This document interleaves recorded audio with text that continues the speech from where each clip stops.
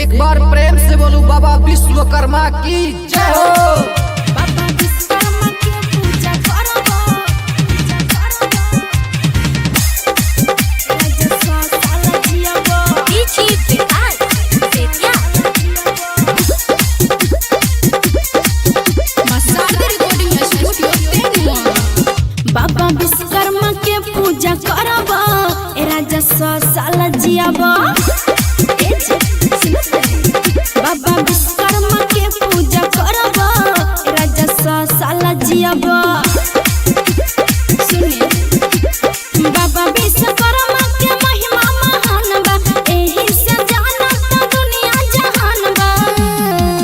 बाबा विश्वकर्मा के नाम लिहबो राजस्व साल जियबो। सुनिए बाबा विश्वकर्मा के पूजा करबो राजस्व साल जियबो। सच